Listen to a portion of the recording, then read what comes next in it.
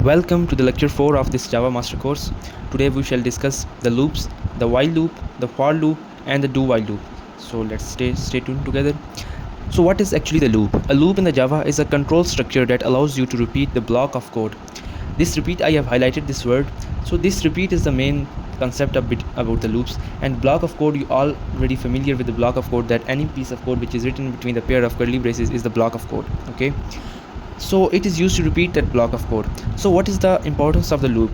So we shall understand this with this example. Consider there is a question that write hello world 5 times. You say that it's peanut for us.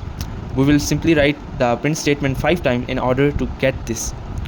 What if I say that write hello world 500 times? Now this is sort of a difficult thing to do manually. So loops are used for this purpose.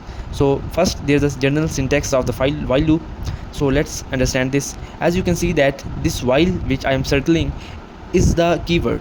So it indicates that from here the while loop starts, and inside this bracket this is the condition, and I have numerically written the steps that first the while loop shall be detected, and the number 2 the condition shall be checked, and number 3 there are two parts 3a and 3b. If the condition is true, and the code which is inside the brackets shall be executed, and it's step number 4, and then step number 5 will come, the variables shall be updated, and then step number 6 it will again in the loop, and then it is again true, it will follow the loop again and again, and if not it will execute the statement outside the loop.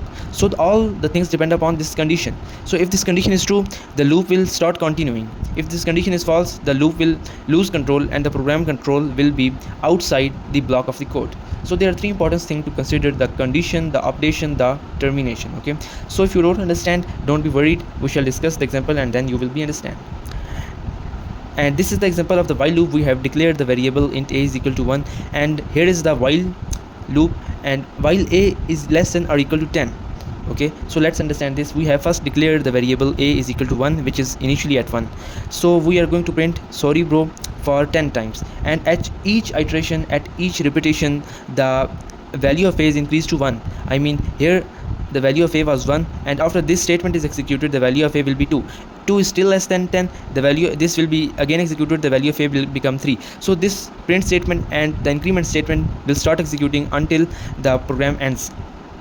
So write sorry bro 100 times. So this is quite similar to this, just we have to write 100 instead of the 10. Okay, so let's do the anatomy and dissection of the while loop, that what each step understand. So at first, initially, as you can see, the a is equal to 1. So it will, a is less than 5, the condition is true, it will print sorry, and it will make a is equal to 2. So at the second iteration, the a is equal to 2, 2 is still less than 5, it will print sorry, and it will make a is equal to 3. Okay, so after the third iteration, the a is 3, which is still less than or equal to 5, and it will print again sorry bro, and a is equal to 4. 4 is still less than 5, it will again print, and a is equal to 5. 5 is again not less but equal to 5, so the condition is true, and it is all again printed, and now the a becomes 6. As you can see, now it became 6. So I have marked it red here, the condition is not fulfilled and it is stopped. Okay, so this is a very good way of understanding the execution of while loop, that how things work in the while loop. So these are the iterations. You have to see this foreign times to memorize this and to take the concept of it. So the second type of loop is the for loop, and there is the for keyword, and it has three things: the initialization, the condition, and the operation. In the while loop, we have initialized the variable outside the loop, but the for loop provides us the convenience that we can initialize the variable inside the same loop. Okay, so there are three conditions, the body of the loop, and you can pause the video and see the step 1, 2, 3, that which in order the step would occur. Initialization, condition, and updation are the three important steps. So let's take an example. So this is the syntax and example of this for loop. We are trying to do the same thing by using the for loop, which we have done previously using the while loop. So for this int I is equal to 0, the loop start from I is equal to 0. This is the any variable, you can start it from anywhere, and it will be go unless I less than 10. So it will execute for 10 times. Okay, so this you can say that I plus plus, at each time it is incremented, and it will print the sorry bro for 10 times. And like the same way, to print 100 times, we just write 100 instead of these. So all the steps which we have discussed in for this while loop, so all these shall be applicable to this for loop. Okay, so it is your homework to do this.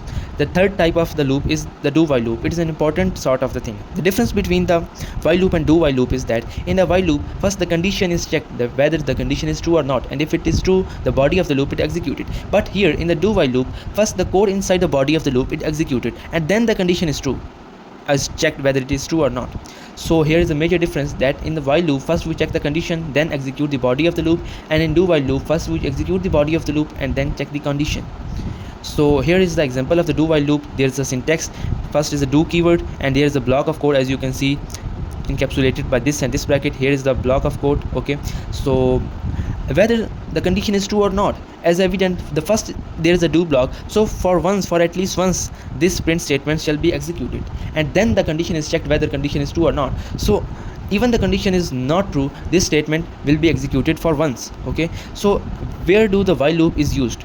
The while loop is used basically when you want to execute a particular block of the code one time, and then you want to see that whether the user want to repeat it or iterate it or not. Okay, so here you can see that, hello, this is your programming running, do you want to run it again? Okay, so we want to provide this interface or this line to user. Okay, so at the first, if we check the condition, so how would we know that the user want to run it again or not? So we want this statement to print at least once. Okay, so the user may get a choice, so the user will get a choice, and it will choice if the choice is small y or capital Y, it means the user is yes, saying yes. So if the user enters one of these choice, so this program will be start continuing until the user stops pressing the Y's. Okay, and if the user stops pressing the Y and presses something else, the control will be come outside the do while loop and outside the program ended, outside the loop. Okay, so this was the syntax of the do while loop, and these are the practice questions we shall discuss in this lecture.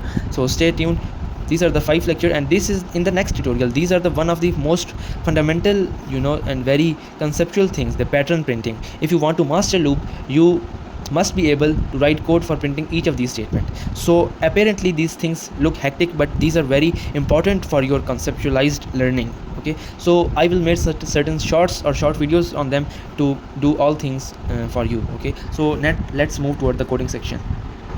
So now we are going to practice the loops. So the first question was, find the sum of the first n natural numbers. So for this we have to take an input from the user. So for this we will write the scanner sc is equal to new scanner system.in. okay, so I haven't import, it has all automatically imported this scanner class for me. So I will name this number is equal to n, to which we want the sum. N is equal to sc dot next, and here is the option int. So the number will be stored in the int. Let us prompt the user sout system.out.println.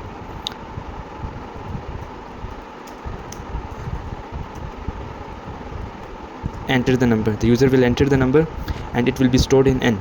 Now we want to sum up to the n, so we will start the loop for I is equal to 1, and since we are initializing, so we have to write int I is equal to 1. The loop will start from I is equal to 1 semicolon, and I less than n, it will go to n, and here is the operation statement. And what this loop will do actually, so let's consider create another variable int sum, which is initially equal to 0. okay, so this will set sum is equal to sum plus 1. okay, sum plus I, since the I is 1 2 3, so it will give us the required product. So this is our desired program and the solution of question 1, and let's run this together. It will take some time, and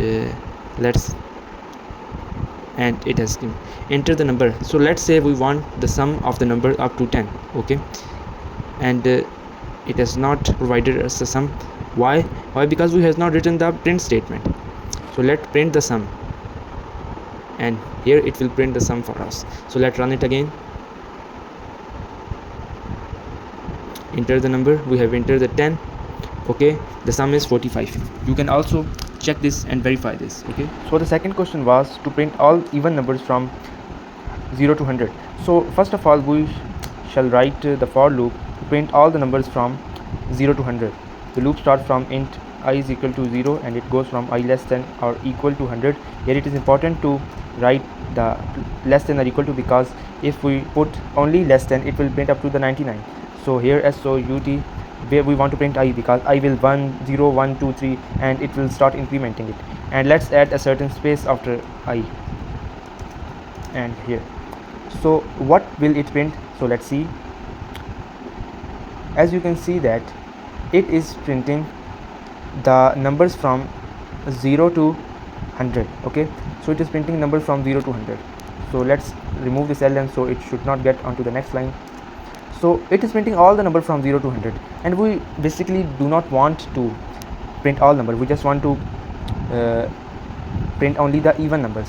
So what is the even number? Even number is that which when divided to 0 give a reminder 0. okay, so we will add a certain if condition, that if I modulo 2 equal to 0, I mean if when the number is divided by 2 and it gives the 0, then only this statement shall be executed. As you can see that first the for loop shall be executed, and then the condition will be checked at each time, and if number is even, it shall print it, and otherwise it shall be ignored. So let's run it and check whether it is good or not. So not bad. It is starting from 0, and as you can see it is ending at the 100. okay, so you can add ln here to print it vertically. I want to print it horizontally, so I have removed the ln. So this was the thing. So if you do not want to add an arithmetic operation, that division by 2, and still you want to print the even number, you can just increment it by 2. okay, so increment it by 2, I mean I plus equal to 2, and remove this condition. okay, remove this condition, and here you will see that it is still giving same answer, because you are skipping the one number and you are going direct from 0 to 2 and from 2 to 4 and from 4 to 6 and so on up to 100. So this is was for the second question.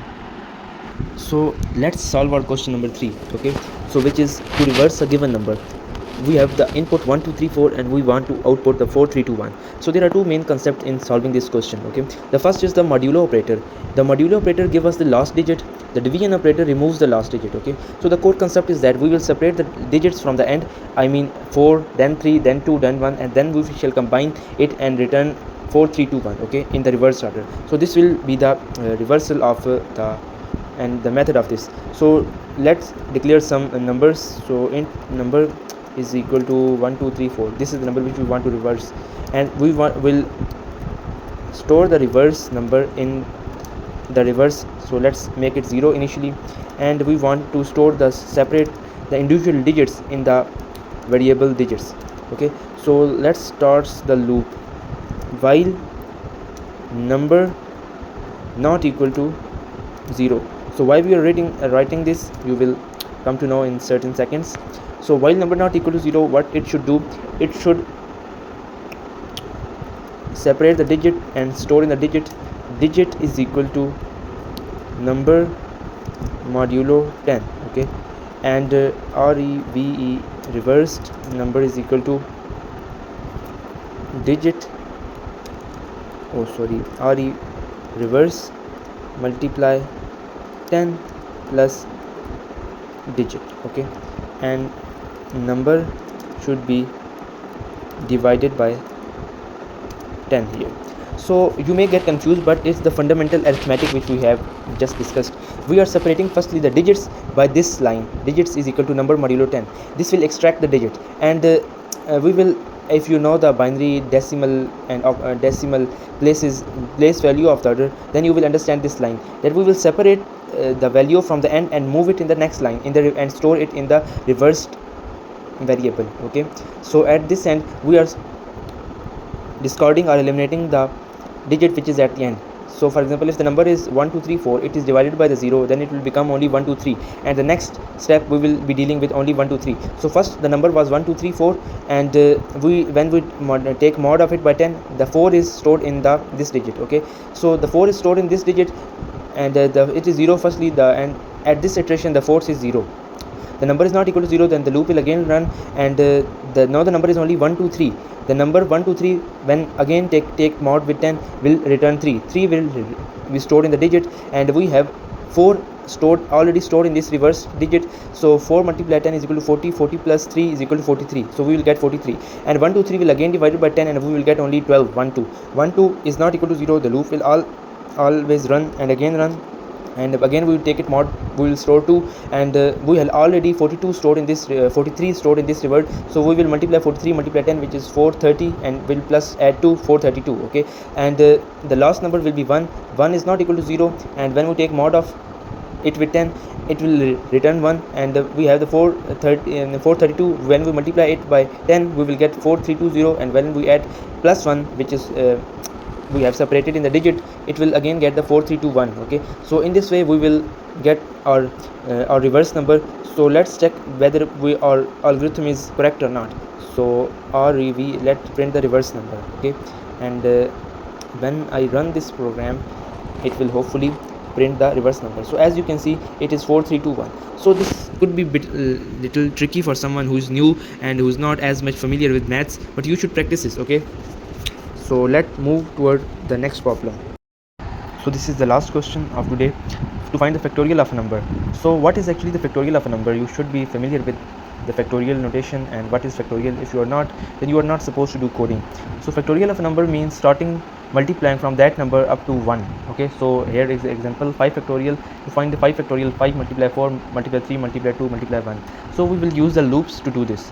So for this purpose, let's take a number, int number. We want to take the factorial of 6. Okay, and let's start the loop from I is equal to 6. Since we are I is equal to, let int, make it int to initialize it. We start the loop from number I is equal to 6, and until when the loop should start, when I is greater than 0. Okay, so I is greater than 0 and I minus, because we are starting from 6 and then 5, then 4, then 3, then 2. Okay, so we are let create another number, which is the answer, int answer, or int factorial. Int factorial is equal to, let consider it is 0. So let declare it outside this loop. Let declare it here. So we will store the result of the factorials to it. So fa, it will give us factorial is equal to factorial multiply I. Okay, because I is starting from 6 and up to 1. So one more thing, that you should take this as 1 arbitrary. Okay, because we are in multiplying process, and if we take 0, then all the output would be 0, and in multiplying it does not cause effect if we are multiplying anything with 1. Okay, so hopefully it should print it should give the factorial. Let's print it to check whether it is given or not. Factorial. So it should give us the factorial of 6. It is running. Let's wait for it. And 720. This was the factorial of 6. Okay, you may confirm it by multiplying 6 multiply 5 multiply 3 multiply 2 multiply 1. Okay, so that's was for all. Don't forget to like, share and subscribe. Thank you.